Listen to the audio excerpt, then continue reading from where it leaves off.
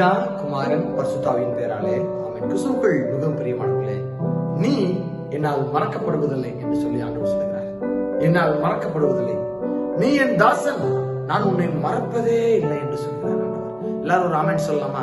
ஆமென். ஆம், கிறிஸ்துவுக்குள் மிகவும் பிரியமானவர்களே, ஏசாயா தீர்க்கதரிசி எழுதின புத்தகம் அதிகாரம் 44 அதிகாரத்துல 21வது வசனம், நீ என் தாசன் இஸ்ரவேலே, நீ என்னால் மறக்கப்படுவதில்லை. ஆண்டவர் இஸ்ரவேல் மக்களை மறப்பதே இல்லை என்று சொல்லி வாக்குத்தத்தமாக தருகிறார். அதே வாக்குத்தத்தத்தை ஆண்டவர் நமக்கும் தந்திருக்கிறார். நான் உன்னை மறப்பதில்லை, உன்னை நான் மறப்பதே இல்லை. நீ வேண்டிக் கொள்வதற்கு முன்னமே உனக்கு என்ன தேவை என்பதை நான் அறிந்து உனக்கான காரியங்களை செய்து தருகிறேன் என்று சொல்கிறார் ஆண்டவர். எவ்வளவு நம்ம மேல கருணை உள்ள தேவன் பாருங்களேன், எவ்வளவு நம்ம மேல ஆசையுள்ள அன்புள்ள நம்மளை நேசிக்கிற தேவன் பாருங்களேன். அவர் நம்மை மறப்பதே இல்லை. இஸ்ரவேலே, உன்னை நான் மறப்பதில்லைன்னு சொல்றாங்க. இது போல நம்மளே என்ன சொல்றாங்க, மறப்பதே இல்லை. பல நேரங்கள்ல நமக்கு சந்தேகத்தின் மேல சந்தேகம் வந்து கொண்டே இருக்கு. ஆண்டவர் நான் என்ன கேட்டாலும், நான் கேட்கிற விஷயத்தை எதுவுமே எனக்கு நிறைவேற்றி தர மாட்டேங்கிறாரு, என்னை மறந்துடுறாரு. பண கஷ்டம் வரும்போது ஆண்டவர் நினைப்போம், பலவீனம் ஏற்படும் போது ஆண்டவர் நினைப்போம், சந்தோஷமா இருக்கும்போது யாராவது ஆண்டவர் நம்ம நினைச்சு பார்த்திருக்கிறோமா? யோசிக்க அழைக்கப்படுகிறோம். கிறிஸ்துவுக்குள் மிகவும் பிரியமானவர்களே, நீங்க ஆண்டவரை நினைக்க வேண்டாம். ரொம்ப சந்தோஷமா இருக்கக்கூடிய சூழ்நிலையில ஆண்டவர் நினைப்பதே கிடையாது. கவலைப்படுற நேரங்களிலையும் பண தேவைகளை சந்திக்கும் நேரங்களிலையும் நாங்க என்ன செய்யறோம், உடனே நம்ம ஆண்டவர் நம்ம நோக்கி பார்க்கிறோம். ஆண்டவரே எனக்கு நீங்க இறங்குங்க, ஆண்டவரே எனக்கு ஒரு விடுதலை தாங்க என்று சொல்லி அப்பேற்பட்ட பிள்ளைகளாக நாம் இருக்கக்கூடாது என்று சொல்லி ஆண்டவர் ஆசைப்படுகிறார்.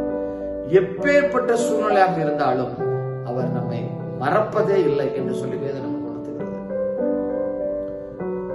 நீங்க சந்தோஷமா இருக்கும் போது உங்களோடு கூட ஆண்டவர் இருந்து கொண்டே இருப்பார். நீங்க கஷ்டப்படும் போது உங்களை தாங்கி கொண்டு இருப்பார். பலவீனப்பட்ட சூழ்நிலை உங்களை இரு கரங்களை வைத்து தாங்கி கொண்டிருப்பார். நான் உன்னை ஏந்துவேன், சுமப்பேன், தப்புவிப்பேன் என்று சொல்லி